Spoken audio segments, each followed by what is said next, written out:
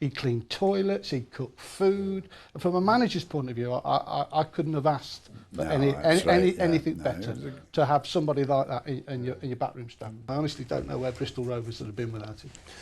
Well, they say no one's irreplaceable, but I don't know. I think with Ray that I think you're going to have, we're going to have a hell of a job to replace him. Great outlook to life he had, Raymond. He couldn't do you a good turn, he wouldn't do you a bad turn, you know. The one story I can remember is, and I was involved in it, we'd stayed at Waltham Abbey and we were going to play Leyton Orient. And we had this rookie coach driver, so he didn't know the way to get to Leyton Orient through East London. So I took up map reading to try it, and I take us off the M25, going into the main road, going into East London. We come off a junction too early, and we're in a traffic jam. The time's going on, and Ray's getting very frustrated, and a few words about the vice chairman, as I was then, about his instincts on direction and everything else.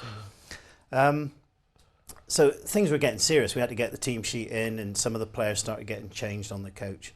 But we had a mobile phone, which was a bit of a newfangled gimmick then. So Ray took this phone and he said, I'll ring the ground and try and get a police escort. So we thought, well, if anyone can get a police escort, it'd be Ray. So he rang the ground. We couldn't get a police escort, but he had a police inspector on the end to give him directions. So the police inspector said, where are you? And Ray said, well, I'm sat at the back of the coach by the microwave. That's quite true. That's quite true. He said, no, where's the coach? He said, well, we've just gone past a Tesco and there's a zebra crossing coming up, and there's an off licence on the left-hand side. And we're all sort of in tears by this time, you know. And we get to the ground, and there's this chief inspector with his arms folded. Where's that? And he said, who's the comedian? The comedian. Everyone used to love him. Directors, players, ex-players. I mean, yeah, hell of a guy. I can't remember any real stories. I'm not a storyteller, but was he involved in the long trip where we had up to Newcastle or Sunderland?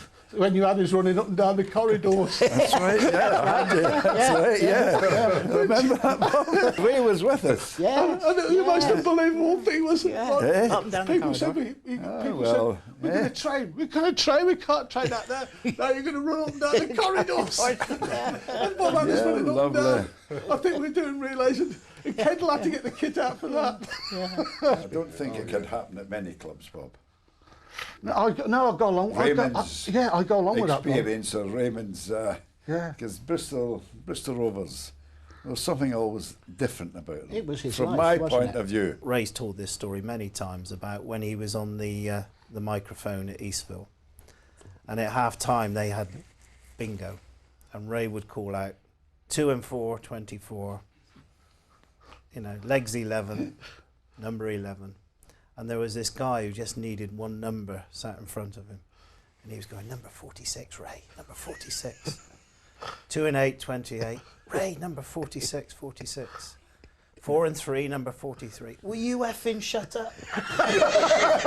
And it went out over the ground, and I think he was suspended for 2 weeks. I never heard that. He was suspended.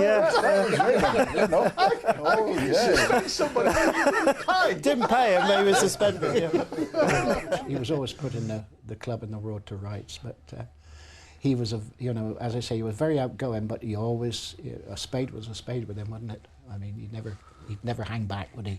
When I first met him back, 30 years ago at Eastville, he was the PA announcer and always used to take the children around the ground.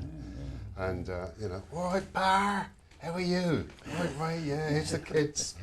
And bloody dog shit everywhere, he says, look at it, so, yeah, all right, see you later. But, he never changed from that. But, I mean, there's so many stories about Ray and Bristol Rovers, but, I mean, basically, he's an institution at the club, and he can never be replaced. Never. He was Mr. Bristol Rovers, and, God bless Ray Kendall. Yeah. Yeah.